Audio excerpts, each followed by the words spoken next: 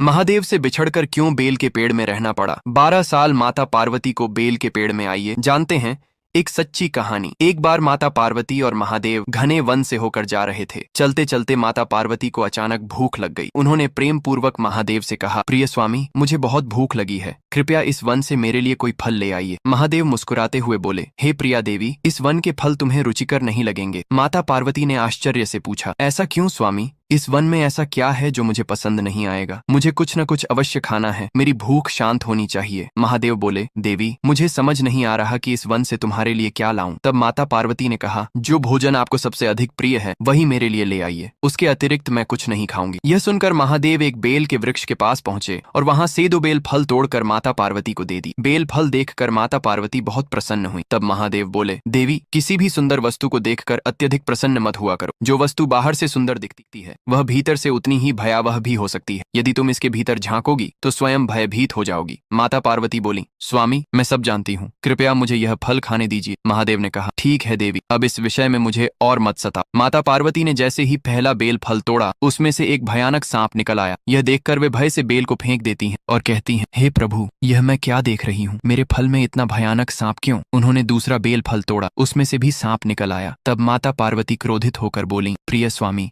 मैं जानती हूँ आप अत्यंत शक्तिशाली हैं, परंतु भूखे व्यक्ति के साथ इस प्रकार का मजाक करना उचित नहीं है। महादेव शांत स्वर में बोले, हे देवी, यह सब मैंने नहीं किया, यह तुम्हारे प्रिय पुत्र गणेश का किया हुआ है। माता पार्वती ने आश्चर्य से कहा, परंतु गणेश तो मेरे साथ नहीं है, उन्होंने ऐसा कब किया? तब महादेव बोले, देवी, यह बेल का वृक्ष पहले फल नहीं देता था। इसने एक बार तुम्हारे पुत्र गणेश से वरदान मांगा था कि यदि इसमें बेल फल लगे तो यह उनके लिए व्रत करेगा, परंतु इसने अपना व्रत पूरा नहीं किया। इस कारण क्रोधित होकर गणेश ने इसे सांप बना दिया। यह सुनकर माता पार्वती बोली, स्वामी, मैं अपने पुत्र गणेश के लिए व्रत करूंगी ताकि यह वृक्ष अपने शाप से मुक्त हो जाए। महादेव जोर से हंसते हुए बोले, हे देवी, केवल व्रत करने से यह शाप मुक्त नहीं होगा। इसके लिए तुम्हें 12 वर्षों तक इसी वृक्ष में वास करना होगा और इस दौरान तुम्हें इसके पत्तों के अतिरिक्त कुछ भी नहीं खाना होगा। माता पार्वती ने दृढ़ स्वर में कहा, मुझे यह स्वीकार है। तब महादेव भावुक होकर बोले, देवी, तुम्हारे अतिरिक्त इस धरती पर कोई भी यह तपस्या नहीं कर सकता। तुम स्वयं आदि शक्ति माँ दुर्गा हो। तुम समस्त जगत के दुख और कष्ट अपने ऊपर लेकर उनका आर्ण चुकाती हो। यह कहकर माता पार्वती उस वृक्ष में समा गईं। महादेव उस वृक्ष के नीचे बैठकर तपस्या करने लगे और करुण स्वर में बोले, मेरी अगली कथा देखने के लिए लाइक और सब्सक्राइब